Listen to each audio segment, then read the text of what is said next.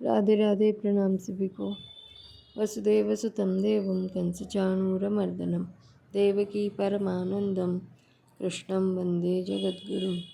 श्री कृष्णं वंदे जगद्गुरुं। ओम श्री परमात्मने नमः।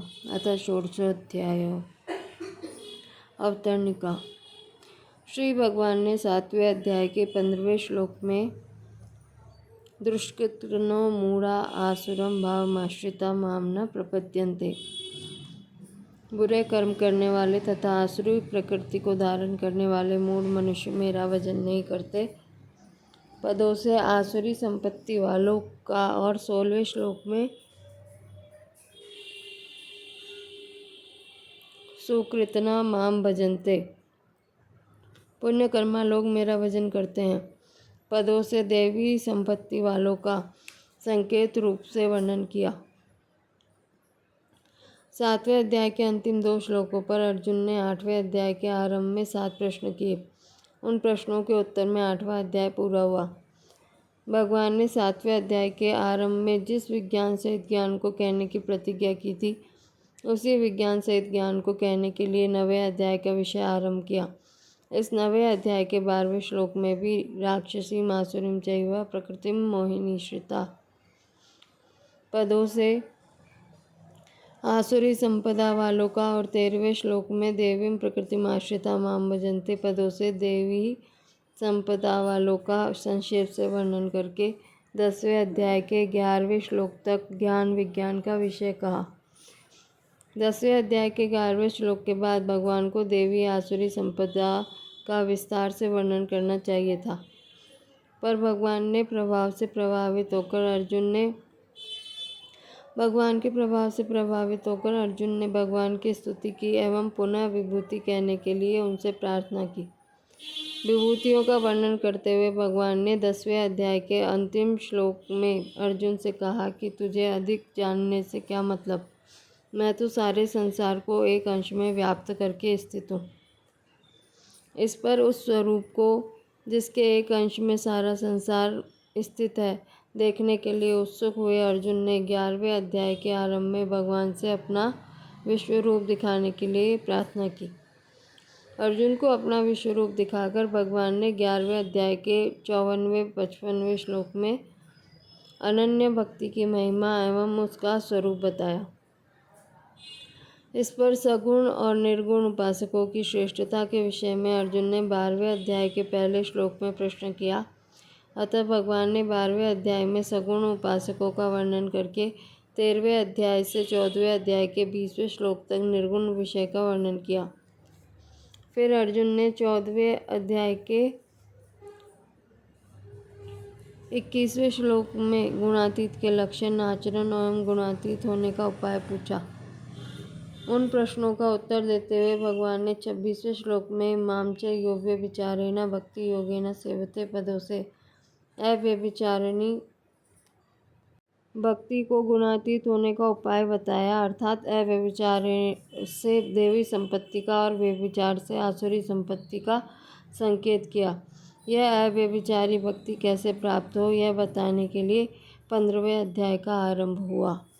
15वें अध्याय के 3रे श्लोक में भगवान ने असंग शस्त्रेण दृढ़ेन चित्वा पदों से आसुरी संपत्ति के कारण रूप संग का त्याग करके असंगता से प्रकट होने वाली देवी संपत्ति की बात कही। फिर 4थे श्लोक में तमेव चाद्यम पुरुषम प्रपद्ये पदों से शरणागति रूप देवी संपत्ति का वर्णन किया, और अर्थांतर में जो शरण नहीं होते उन आसुरी संपत्ति वालों का संकेत किया। फिर 19वें श्लोक में स सर्वविद असम्मूढ़ माम सर्वभावेन भजति पदों से देवी संपदा वालों का, अर्थात अधिकारियों का वर्णन किया, और अर्थांतर में जो भगवान का भजन नहीं करते उन आसुरी संपदा वालों का, अर्थात अनाधिकारियों का वर्णन किया। इस प्रकार अर्जुन के अन्य प्रश्नों के कारण जब तक भगवान को देवी और आसुरी संपदा पर विस्तार से कहने का अवसर प्राप्त नहीं हुआ, अब अर्जुन का कोई प्रश्न न रहने से भगवान इस 16वें अध्याय में दैवी और आसुरी संपदा का विस्तार से वर्णन आरंभ करते हैं। श्री भगवान वाच अभयम सत्व संशुद्धिर्ज्ञान योग व्यवस्थिति दानम दमश्च यज्ञश्च स्वाध्यायस्तपार्जवम्। श्री भगवान बोले, भय का सर्वथा अभाव, अंतःकरण की अत्यंत शुद्धि, ज्ञान के लिए योग में दृढ़ स्थिति और सात्विक दान, इंद्रियों का दमन, यज्ञ, स्वाध्याय, कर्तव्य पालन के लिए कष्ट सहना और शरीर मन वाणी की सरलता। व्याख्या।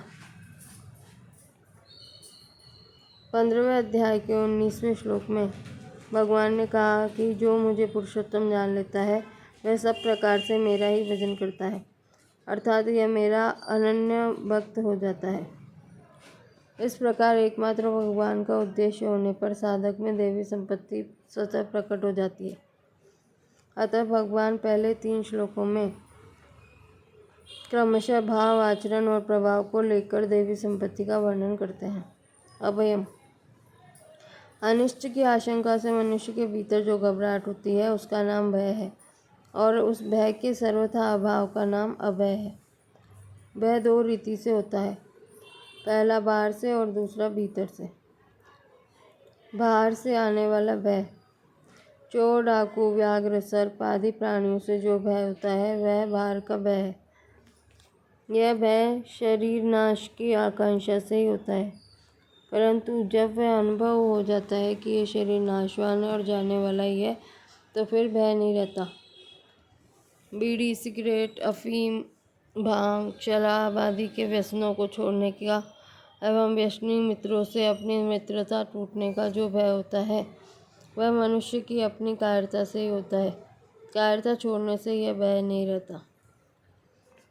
अपने वर्ण, आश्रम आदि के अनुसार कर्तव्य पालन करते हुए उसमें भगवान की आज्ञा के विरुद्ध कोई काम न हो जाए। हमें विद्या पढ़ाने वाले, अच्छी शिक्षा देने वाले आचार्य, गुरु, संत, महात्मा, माता पिता आदि के वचनों की आज्ञा की अवहेलना न हो जाए। हमारे द्वारा शास्त्रों और कुल मर्यादा के विरुद्ध कोई आचरण न बन जाए। इस प्रकार का भय भी बाहरी भय कहलाता है, परंतु यह भय वास्तव में भय नहीं है, प्रत्युत यह तो अभय बनाने वाला भय है। ऐसा भय तो साधक के जीवन में होना ही चाहिए। ऐसा भय होने से ही वह अपने मार्ग पर ठीक तरह से चल सकता है। कहा भी है, हरि डर, गुरु डर, जगत डर, डर करनी में सार, रज्जब डरया सो उबरया, गाफिल खाई मार। भीतर से पैदा होने वाला भय। मनुष्य जब पाप, अन्याय, अत्याचार आदि निषिद्ध आचरण करना चाहता है तब उनको करने की भावना मन में आते ही भीतर से भय पैदा होता है। मनुष्य निषिद्ध आचरण तभी तक करता है जब तक उसके मन में मेरा शरीर बना रहे, मेरा सम्मान होता रहे, मेरे को सांसारिक भोग पदार्थ मिलते रहे। इस प्रकार सांसारिक जड़ वस्तुओं की प्राप्ति और उनकी रक्षा का उद्देश्य रहता है। परंतु जब मनुष्य का एकमात्र उद्देश्य चिन्मय तत्व को प्राप्त करने का होता है तब उसके द्वारा अन्याय, दुराचार छूट जाते हैं और वह सर्वथा अभय हो जाता है, कारण कि उसके लक्ष्य परमात्म तत्व में कभी कमी नहीं आती और वह कभी नष्ट नहीं होता। जब मनुष्य के आचरण ठीक नहीं होते और वह अन्याय, अत्याचार आदि में लगा रहता है तब उसको भय लगता है। जैसे रावण से मनुष्य, देवता, यक्ष, राक्षस आदि सभी डरते थे, पर वही रावण जब सीता का हरण करने के लिए आता है तब वह डरता है। ऐसे ही कौरवों की 11 अक्षौहिणी सेना के बाजे बजे तो उसका पांडव सेना पर कुछ भी असर नहीं हुआ, पर जब पांडवों की 7 अक्षौहिणी सेना के बाजे बजे तब कौरव सेना के हृदय विदीर्ण हो गए। तात्पर्य है कि अन्याय, अत्याचार करने वालों के हृदय कमजोर हो जाते हैं, इसलिए वे भयभीत होते हैं। जब मनुष्य अन्याय आदि को छोड़कर अपने आचरणों एवं भावों की शुद्धि करता है तब उसका भय मिट जाता है। मनुष्य शरीर प्राप्त करके यह जीव जब तक करने योग्य को नहीं करता, जानने योग्य को नहीं जानता और पाने योग्य को नहीं पाता, तब तक वह सर्वथा अभय नहीं हो सकता। उसके जीवन में भय रहता ही है। भगवान की तरफ चलने वाला साधक भगवान पर जितना जितना अधिक विश्वास करता है और उनके आश्रित होता है, उतना वह भय होता चला जाता है। उसमें स्वतः यह विचार आता है कि मैं तो परमात्मा का अंश हूँ, अतः कभी नष्ट होने वाला नहीं हूँ, तो फिर भय किस बात का। और संसार के अंश शरीर आदि सब पदार्थ प्रतिक्षण नष्ट हो रहे हैं, तो फिर भय किस बात का। ऐसा विवेक स्पष्ट रूप से प्रकट होने पर भय स्वतः नष्ट हो जाता है और साधक सर्वथा अभय हो जाता है। भगवान के साथ संबंध जोड़ने पर, भगवान को ही अपना मानने पर शरीर कुटुंब आदि में ममता नहीं रहती। ममता न रहने से मरने का भय नहीं रहता और साधक अभय हो जाता है। सत्व संशुद्धि। अंतःकरण की सम्यक शुद्धि को सत्व संशुद्धि कहते हैं। सम्यक शुद्धि क्या है? संसार से राग रहित होकर भगवान में अनुराग हो जाना ही अंतःकरण की सम्यक शुद्धि है। जब अपना विचार, भाव, उद्देश्य, लक्ष्य केवल एक परमात्मा की प्राप्ति का हो जाता है, तब अंतःकरण शुद्ध हो जाता है। कारण कि नाशवान वस्तुओं की प्राप्ति का उद्देश्य होने से ही अंतःकरण में मल, विक्षेप और आवरण, ये 3 तरह के दोष आते हैं। शास्त्रों में मल दोष को दूर करने के लिए निष्काम भाव से कर्म, विक्षेप दोष को दूर करने के लिए उपासना और आवरण दोष को दूर करने के लिए ज्ञान बताया है। यह होने पर भी अंतःकरण की शुद्धि के लिए सबसे बढ़िया उपाय है अंतःकरण को अपना मानना। साधक को पुराने पाप को दूर करने के लिए या किसी परिस्थिति के वशीभूत होकर किए गए नए पाप को दूर करने के लिए अन्य प्रायश्चित करने की उतनी आवश्यकता नहीं है। उसको तो चाहिए कि वह जो साधन कर रहा है उसी में उत्साह और तत्परता पूर्वक लगा रहे। फिर उसके ज्ञात अज्ञात सब पाप दूर हो जाएंगे और अंतःकरण स्वतः शुद्ध हो जाएगा। साधक में ऐसी एक भावना बन जाती है कि साधन भजन करना अलग काम है और व्यापार धंधा आदि करना अलग काम है, अर्थात ये दोनों अलग अलग विभाग हैं।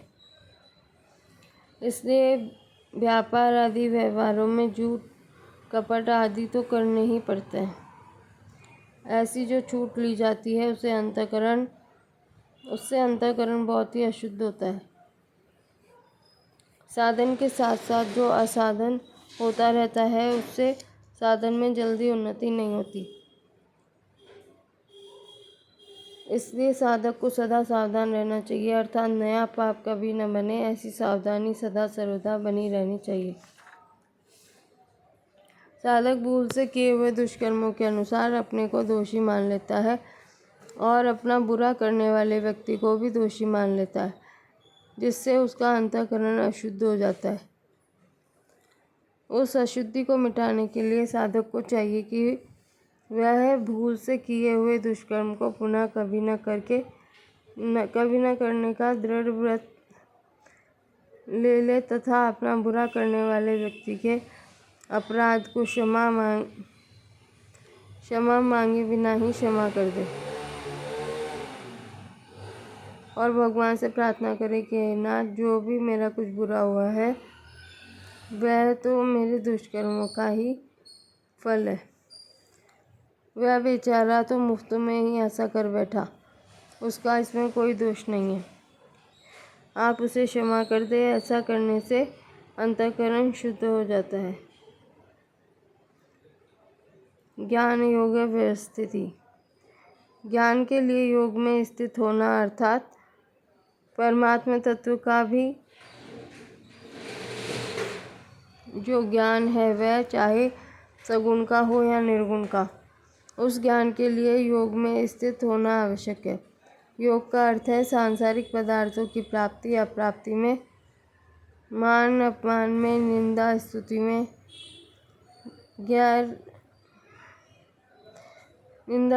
में, रोग निरोगता में सम रहना, अर्थात अंतःकरण में हर्ष शोकादि न होकर निर्विकार रहना। दानम। लोक दृष्टि में जिन वस्तुओं को अपना माना जाता है उन वस्तुओं को सत्पात्र का तथा देश काल परिस्थिति आदि का विचार रखते हुए आवश्यकता अनुसार दूसरे को वितीर्ण कर देना दान है। दान कई तरह के होते हैं, जैसे भूमि दान, गोदान, स्वर्ण दान, अन्नदान, वस्त्र दान आदि। इन सब में अन्नदान प्रधान है, परंतु इससे भी अभय दान प्रधान है। उस अभय दान के दो भेद होते हैं।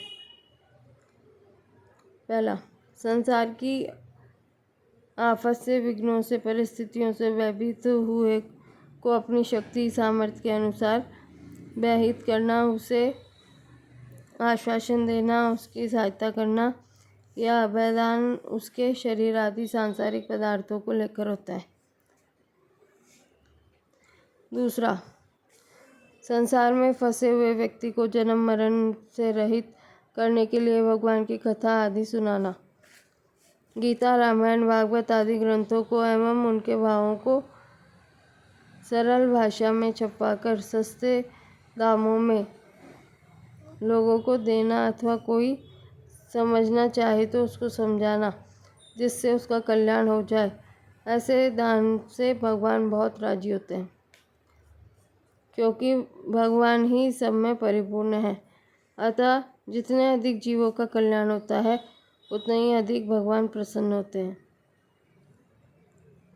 यह श्रेष्ठ अभयदान है। इसमें भी भगवत संबंधी बातें दूसरे को सुनाते समय साधक वक्ता को यह सावधानी रखनी चाहिए कि वह दूसरे की अपेक्षा अपने में विशेषता न माने, प्रत्युत इसमें भगवान की कृपा माने कि भगवान ही श्रोता के रूप में आकर मेरा समय सार्थक कर रहे हैं। ऊपर जितने दान बताए हैं, उनके साथ अपना संबंध न जोड़कर साधक ऐसा माने कि अपने पास वस्तु, सामर्थ्य, योग्यता आदि जो कुछ भी है, यह सब भगवान ने दूसरे की सेवा करने के लिए मुझे निमित्त बनाकर दिए है। अतः भगवत प्रीत्यर्थ आवश्यकता अनुसार जिस किसी को भी जो कुछ दिया जाए, वह सब उसका समझकर उसे देना दान है। दमः, इंद्रियों को पूरी तरह वश में करने का नाम दम है। तात्पर्य यह है कि इंद्रियां, अंतःकरण और शरीर से कोई भी प्रवृत्ति शास्त्र निषिद्ध नहीं होनी चाहिए। शास्त्र विहित प्रवृत्ति भी अपने स्वार्थ और अभिमान का त्याग करके केवल दूसरों के हित के लिए ही होनी चाहिए। इस प्रकार की प्रवृत्ति से इंद्रिय लोलुपता, आसक्ति और पराधीनता नहीं रहती एवं शरीर और इंद्रियों के बर्ताव शुद्ध निर्मल होते हैं। साधक का उद्देश्य इंद्रियों के दमन का होने से अकर्तव्य में तो उसकी प्रवृत्ति होती ही नहीं, और कर्तव्य में स्वाभाविक प्रवृत्ति होती है तो उसमें स्वार्थ, अभिमान, आसक्ति, कामना आदि दोष नहीं रहते।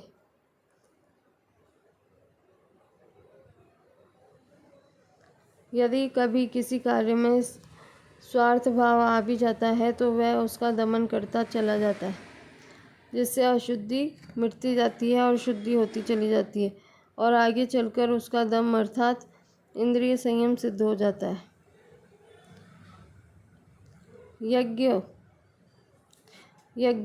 यज्ञ शब्द का अर्थ आहुति देना होता है। अतः अपने वर्णाश्रम के अनुसार होम, बलि, वैश्वदेव आदि करना यज्ञ है।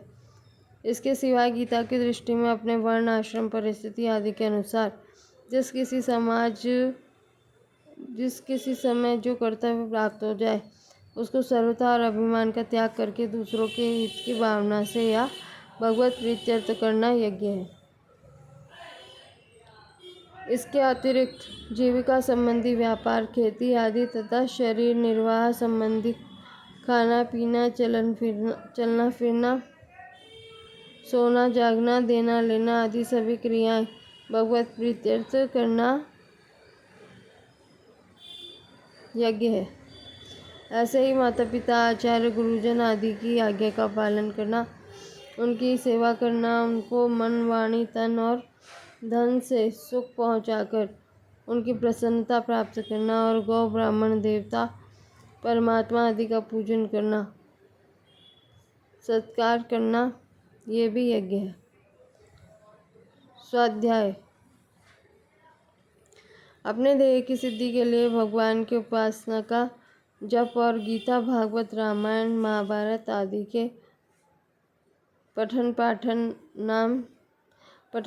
का नाम स्वाध्याय है। वास्तव में जो स्वरूप अध्याय स्वाध्याय के अनुसार अपनी वृत्तियों का, अपनी स्थिति का ठीक तरह से अध्ययन करना ही स्वाध्याय है। इसमें भी साधकों को न तो अपनी वृत्तियों से अपनी निर्माण की कसौटी लगानी है और न वृत्तियों के अधीन अपनी स्थिति ही माननी है, कारण कि वृत्तियां तो हरदम आती जाती रहती है, बदलती रहती है। तो फिर स्वाभाविक यह प्रश्न उठता है कि क्या हम अपनी वृत्तियों को शुद्ध ना करें? वास्तव में तो साधक का कर्तव्य वृत्तियों को शुद्ध करने का ही होना चाहिए और वह शुद्धि अंतःकरण तथा उसकी वृत्तियों को अपना न मानने से बहुत जल्दी हो जाती है, क्योंकि उनको अपना मानना ही मूल अशुद्धि है। साक्षात परमात्मा का अंश होने से अपना स्वरूप कभी अशुद्ध हुआ ही नहीं। केवल वृत्तियों के अशुद्ध होने से ही उसका यथार्थ अनुभव नहीं होता। तपह, भूख, प्यास, सर्दी, गर्मी, वर्षा आदि अनंत भूख, प्यास, गर्मी, सर्दी, वर्षा आदि सहना भी एक तप है। पर हम तप में भूख, प्यास आदि को जानकर सहते हैं। वास्तव में साधन करते हुए अथवा जीवन निर्वाह करते हुए देश काल परिस्थिति आदि को लेकर जो कष्ट, आफत, विघ्न आदि आते हैं, उनको प्रसन्नता पूर्वक सहना ही तप है।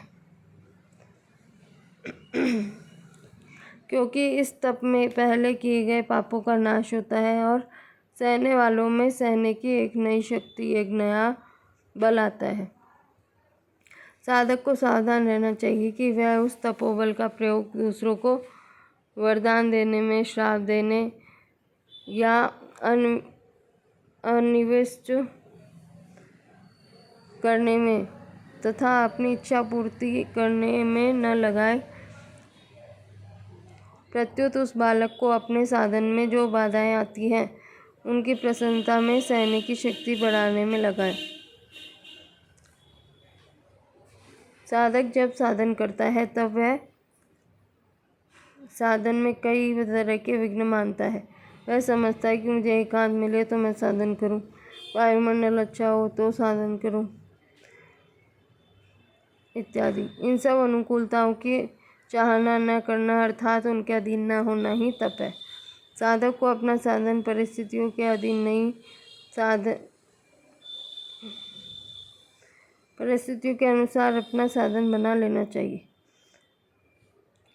साधक को अपना साधन परिस्थितियों के अधीन नहीं मानना चाहिए, प्रत्युत परिस्थितियों के अनुसार अपना साधन बना लेना चाहिए। साधक को अपनी चेष्टा तो एकांत में साधन करने की करनी चाहिए, पर एकांत न मिले तो मिली हुई परिस्थिति को भगवान की भेजी हुई समझकर विशेष उत्साह से प्रसन्नता पूर्वक साधन में प्रवृत्त होना चाहिए। आर्जवम। सरलता, सीधेपन को आर्जव कहते हैं। यह सरलता साधक का विशेष गुण है। यदि साधक यह चाहता है कि दूसरे लोग मुझे अच्छा समझे, मेरा व्यवहार ठीक नहीं होगा तो लोग मुझे बढ़िया नहीं मानेंगे, इसलिए मुझे सरलता से रहना चाहिए, तो यह एक प्रकार का कपट ही है।